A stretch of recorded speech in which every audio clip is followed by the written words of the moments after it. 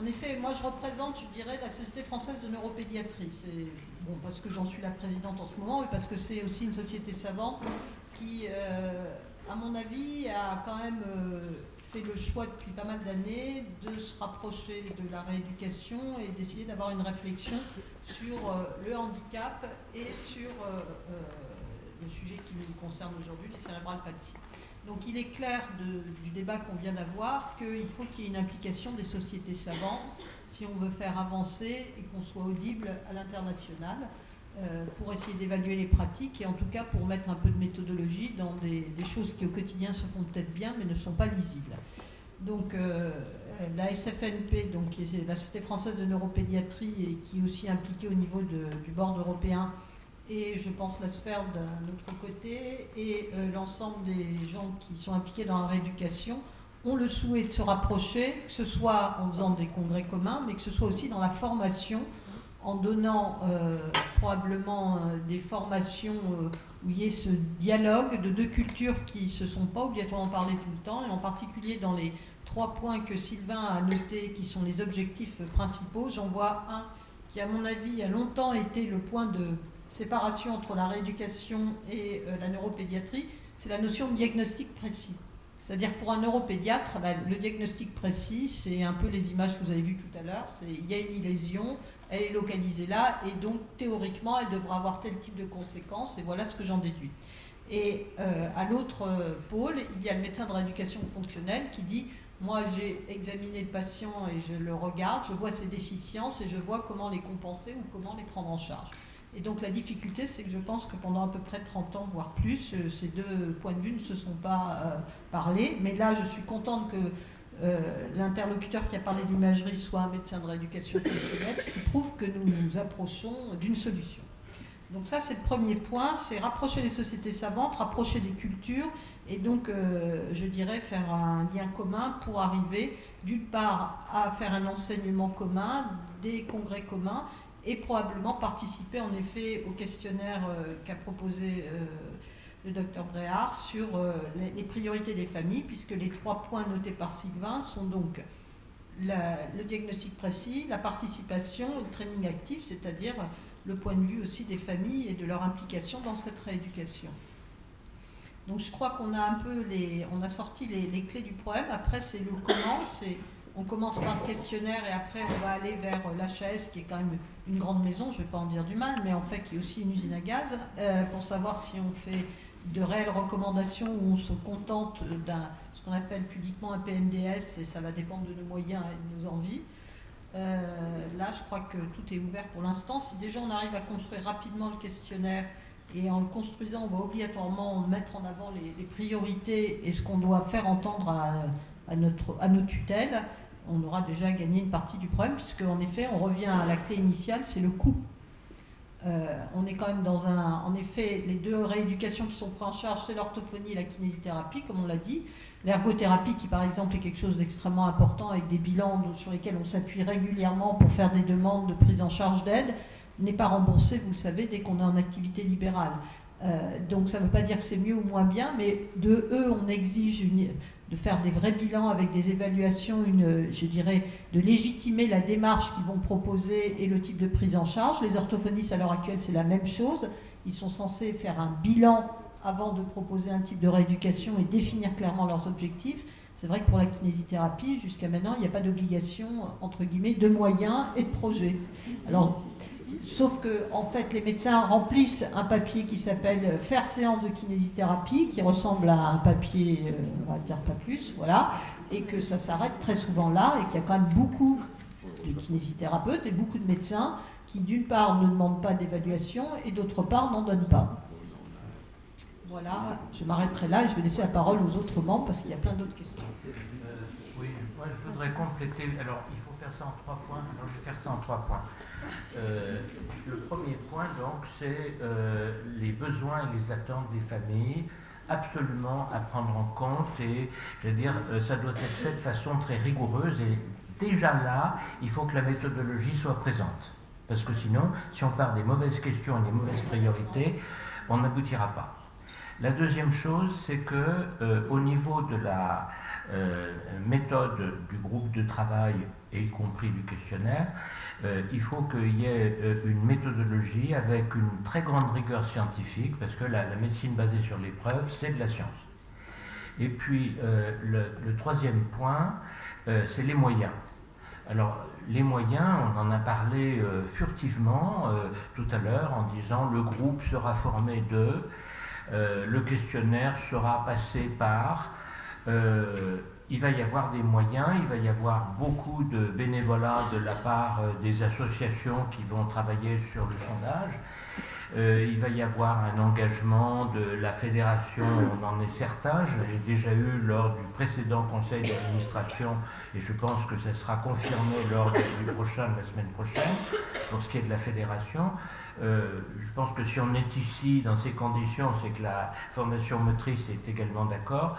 Mais pour faire fonctionner tout ça, c'est sûr qu'il faudra des moyens. Et moi, la question que je poserai, je n'ai pas de réponse tout de suite, mais la question que je poserai, c'est comment peut-on gérer les moyens qu'on a, sans se dire on n'a pas les moyens, on n'y arrivera pas. Voilà, c'est les 3 points que je voulais aborder. Yann.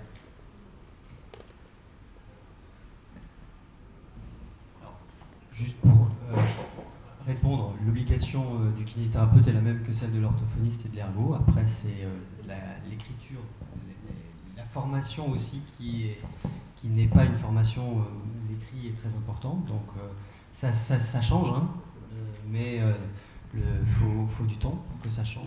Et effectivement, la sécurité sociale et son système ne favorisent pas l'écriture des bilans, je pense.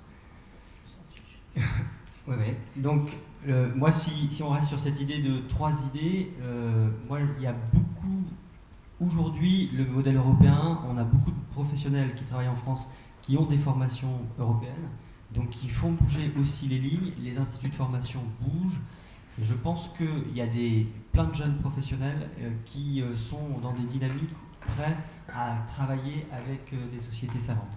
Il y a aussi des groupes, je pense au CDI, je pense à l'Institut en motricité cérébrale, qui sont des acteurs autour de la paralysie cérébrale, qui sont dans une volonté de fédérer ces rééducateurs, de les amener à effectivement travailler ensemble et à être dans un travail, je pense, qui est aussi un travail de confronter le modèle international et puis une culture qui n'est pas inintéressante, qu'on a pu développer, voilà, les services de soins. Il y a des richesses en France qu'on ne sait pas écrire, qu'on ne sait pas mettre en avant. Donc je pense que là, il y a vraiment des axes à mettre en œuvre pour qu'il y ait des énergies qui se fédèrent et qui travaillent ensemble. Moi, ça serait un petit peu les idées fortes que... Non. Je pense que les deux choses qui feront avancer, notre visibilité et 2, peut-être la crédibilité vis-à-vis de notre administration, de notre système de santé, c'est une méthodologie et des gens qui sont prêts à investir sur cette méthodologie. Et donc du coup, ce qu'on voit, enfin, moi ce que je retiens de différents congrès internationaux et des différentes lectures, c'est qu'aujourd'hui ne sont pris en compte que les essais contrôlés, randomisés, aussi la vie des familles, aussi, mais quand même, Javier va sûrement réagir, mais probablement que tout ce qui est fait autour des essais contrôlés randomisés n'est pas écouté et que dans les instances, dans le futur, ces essais contrôlés randomisés faits à l'international, dans d'autres systèmes, dans d'autres cultures, vont s'imposer et vont s'imposer à nous. Et probablement qu'on a des bonnes pratiques, probablement qu'on a des choses à valoriser ici, mais c'est pas ça qui va être mis en valeur. Et donc je pense que voilà. Aujourd'hui, pourquoi ce qu'il faut savoir, c'est qu'un essai contrôlé randomisé, c'est 300 000 euros, hein, minimum. Donc, effectivement, 300 000 euros, qui aujourd'hui va mettre 300 000 euros sur un essai contrôlé randomisé. Est-ce que les médecins de MPR, les kinés, les ergos peuvent aller porter des projets de 300 000 euros? Un PHRIP, par exemple, qui est aujourd'hui le financeur des projets paramédicaux, il va mettre 70 000 euros sur la table, globalement, quoi, au niveau national. Un PHRC national, il peut aller jusqu'à 1 million. Il n'y a pas de souci. Mais un projet donc, hospitalier de recherche clinique nationale, payé par le ministère, il faut qu'il soit sélectionnés, et donc il faut qu'il y ait des gens qui soient motivés et impliqués dans le fait de dire que les problématiques de rééducation, c'est plus important que les problèmes de thrombose de l'artère cérébrale ou de l'artère, pardon, pas l'artère cérébrale, de l'artère, que les thromboses de quelconque veine, etc. D'accord? Non mais, je le dis parce que chez moi, donc au CHU de Brest, il y a eu 1,8 million, un PHRC national de 1,8 million, c'est le plus gros PHRC qui a jamais été obtenu, sur une thématique qui est absolument extraordinaire. Mais voilà, les services publics investissent de l'argent sur ça. Donc il y a de l'argent. Mais comment on fait pour que cet argent-là, il arrive sur des essais contrôlés randomisés dans notre domaine? Et donc il n'y a qu'une seule façon de le faire, c'est la méthodologie et le lobbying. Donc moi je pense que vraiment, la clé, elle est là. Javier. Je pense que Javier peut compléter. Oui, tout à fait. Bonjour. Bien près du micro. Oui. Voilà. En principe, la Fondation Motrice m'avait demandé de présenter un petit peu le point de vue de la méthodologie des recommandations. Et depuis hier, tout le monde ici a essayé de donner des bonnes nouvelles, de montrer les progrès périnatal, néonatal, imagerie, rééducation. Je crois qu'il y a de très bonnes nouvelles quant à la méthodologie pour l'élaboration des recommandations. Ça, c'est le premier message. Depuis une quinzaine d'années, beaucoup de choses ont changé. On a beaucoup parlé de médecine basée sur l'épreuve, l'IM. C'est très important, je suis tout à fait en ligne avec tous les intervenants précédents, mais j'ai l'impression que très souvent il y a des raccourcis qui sont faits. Ce qui est important dans les recommandations basées sur l'épreuve, c'est pas l'épreuve, c'est la transparence. C'est que ce soit un processus très transparent, et donc les recommandations, c'est une aide à prendre des décisions informées, et il faut bien analyser quels sont les éléments de cette décision. C'est ça ce qui est nouveau. Et ce qui est nouveau, c'est que il faut que ce soit explicite, systématique et explicite. Donc ça consiste en quoi? Ça consiste à, évidemment, il faut chercher des preuves. Il ne faut pas en trouver, il faut chercher. C'est-à-dire qu'une recommandation peut être basée sur très peu de preuves. Ça peut être une très forte recommandation. Mais l'important, c'est de chercher. Bien sûr, alors, qu'est-ce qu'on cherche? Alors on cherche, comme Sylvain a dit, les preuves avec P majuscule, preuves sur l'effectivité des interventions. Il y en a peut-être peu en rééducation, mais il y en a. Il y a déjà moins de preuves sur les effets délétères. Mais ça, c'est exactement pareil dans d'autres choses. C'est pas du tout à la rééducation, c'est partout. Mais ce qui est nouveau dans l'élaboration des recommandations basées sur les preuves, c'est qu'il faut chercher des preuves sur l'effectivité, l'effet des bénéfiques et l'effet délétères. Et c'est tout à fait important parce qu'ensuite, il faudra voir quel est l'équilibre et comment on prend les décisions. Donc, il y a les preuves majuscules. Et puis, je crois qu'il y a eu un grand malentendu avec la médecine basée sur l'épreuve. On a opposé ça à l'expérience. C'est pas du tout ça. En fait, c'est tout à fait complémentaire et ça a été montré dans les interventions précédentes. C'est pas du tout. Il n'y a aucune opposition. Mais l'expérience, il faut que ça soit systématisé. Et ça, c'est des preuves aussi.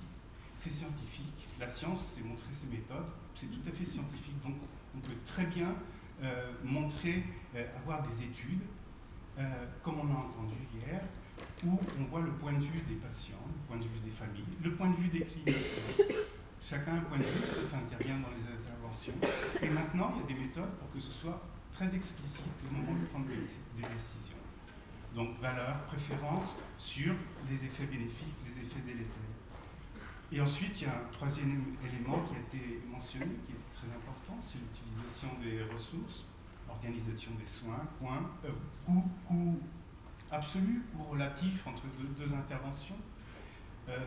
Il y a aussi l'impact sur les inégalités. Les recommandations, ce n'est pas des recommandations individuelles. Il y a toujours une dimension de santé publique. Ce que fait le clinicien, la décision que prend le clinicien, c'est une décision individuelle. Les recommandations, c'est un exercice de santé publique. La plupart des recherche des résultats qu'on nous montre, on n'insiste pas assez qu'on nous montre des résultats de groupe. C'est complètement différent. Le moment d'appliquer ça aux patients individuels, c'est vraiment un autre travail. Et on n'insiste pas assez. Donc, les recommandations, c'est une aide pour prendre une décision informée. Et il y a de la place pour les études classiques, les essais cliniques pour avoir des preuves sur les effets bénéfiques, mais aussi sur les effets délétères. Et des fois, ce n'est pas les essais cliniques qui donnent ces réponses. Sur le point de vue des patients, des cliniciens, et ce n'est pas les essais cliniques qui donnent les réponses. Et ça, maintenant, c'est ce qu'il faut faire. Il y a des méthodologies, il y a des noms, je ne vais pas vous les donner. Il y a des groupes, d'ailleurs c'est très commun, il y a des groupes au Canada qui sont très forts, donc tout ça c'est publié en français et en anglais. Et donc je ne sais pas quelle est la place de la France dans tout ça, mais je crois qu'il y a de très bonnes nouvelles du côté des méthodologies.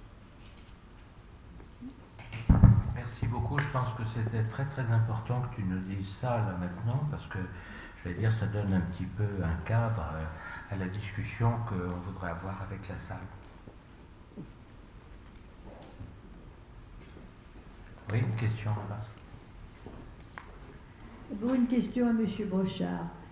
Quand vous présentez cette fameuse revue sur ce qu'il faut faire et pas faire, ce qui est dangereux et pas dangereux, le problème de cet article que je connais, c'est que malheureusement, même si c'est une très belle revue, très compliquée et qui a l'air d'être très complète, en fait, malheureusement, les Américains ou les Australiens ne font pas des examens très rigoureux. Et alors, on ne fait pas des examens rigoureux. On nous dit, donc, par exemple, il est spastique, on applique ça, c'est bien, c'est pas bien. Mais en fait, il n'y a pas un examen rigoureux. Donc, ce qu'ils ont dit, c'est peut-être intéressant, mais il faudrait que ce soit repris par des examens beaucoup plus précis. Je pense que ce matin, tout le monde a dit qu'il fallait aller vers une précision. Alors, ça, deuxièmement, je pose une question à Yann. Tout ce que vous dites, c'est formidable sur l'évolution de la kinésie. Je pose une première question. Est-ce que les kinés vont être habilités, comme chez les anglo-saxons, de faire par exemple de la toxine botulique? Vous ne l'avez pas dit, mais enfin en Angleterre c'est faisable comme ça. Et l'autre question, elle est financière. Récemment, j'ai lu avec d'autres un fameux article où on nous demandait si c'était pour arriver à la conclusion, est-ce que c'est bien d'avoir 20 minutes de rééducation toutes les 2 semaines pour faire des progrès, genre de choses comme ça. Alors, le financement est très important. Je connais suffisamment l'Angleterre et son système financier pour dire qu'ils ne sont pas très gâtés, sauf si vous avez des moyens pour aller vous payer des choses qui soient en dehors des remboursements habituels. Donc en France, est-ce qu'on va vers une réduction de la rééducation pour des raisons financières que l'on peut très bien envisager actuellement, ou est-ce qu'au contraire on aura cette facilité qui quand même est particulière à la France, où on peut faire de la rééducation 3 fois par semaine sans que jusqu'à présent, si c'est argumenté, on ait un retour de bâton. Donc, à mon avis, tout ce que propose ce magnifique plan pour les kinés, ça sera faisable. Les médecins pourront écrire des choses comme rééducation tant de fois par semaine. Parce que ça, on peut l'écrire, mais ce n'est pas pour ça que c'est faisable ou remboursable. On dit souvent qu'il va y avoir des restrictions vis-à-vis de ces remboursements qui sont quand même à l'aise en France.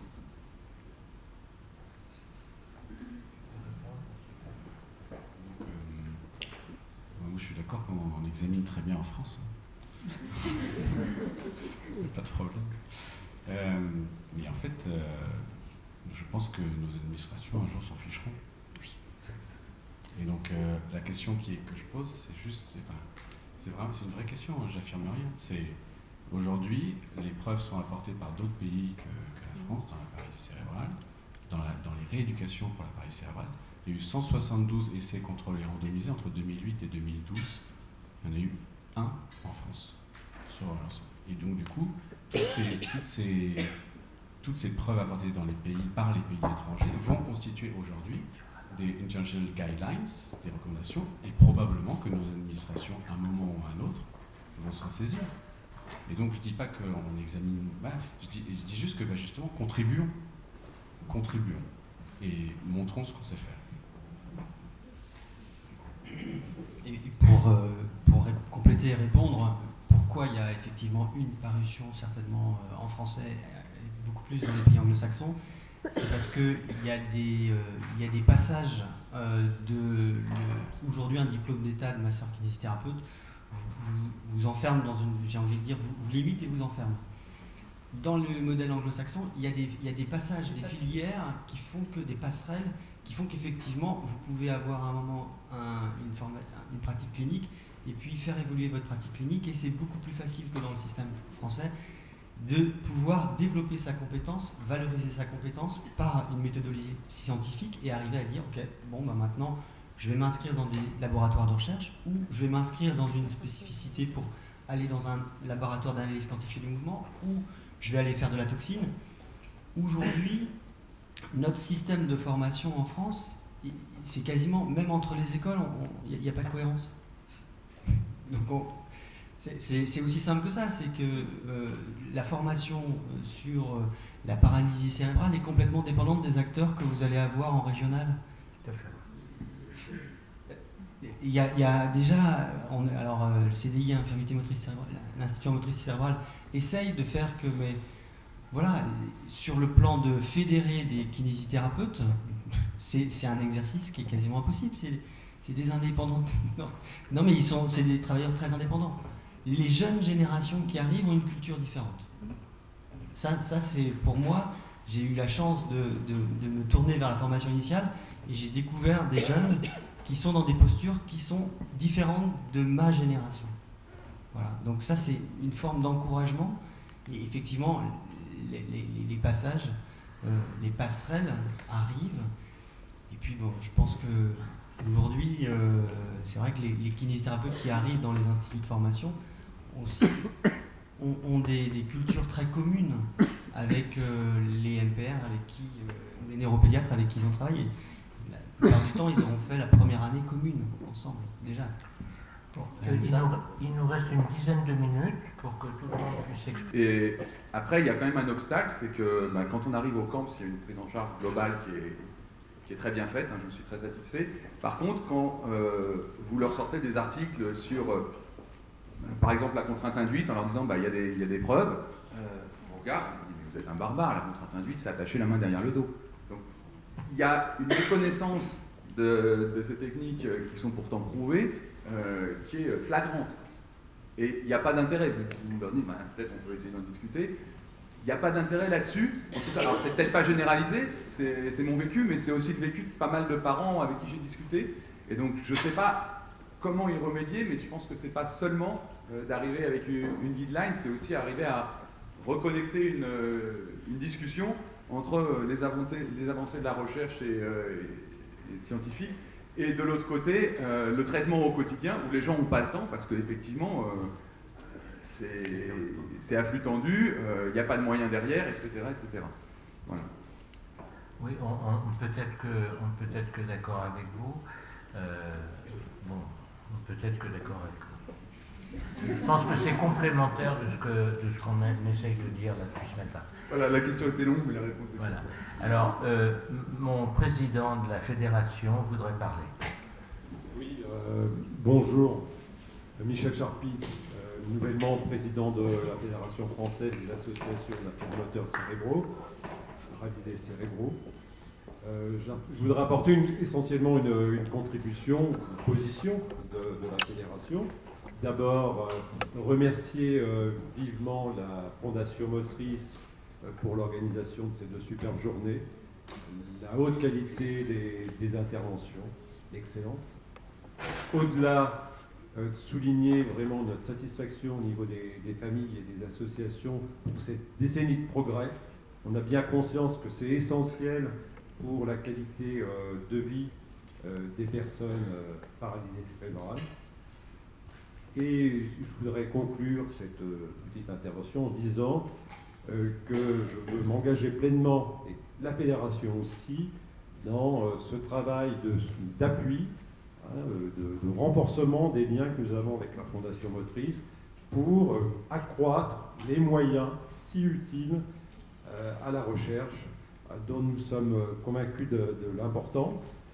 Et je reprends un petit peu les propos du docteur Brochard. Je suis convaincu que quand il y a 120 000 personnes concernées par la paralysie cérébrale, ça a été dit hier, qu'on peut obtenir davantage.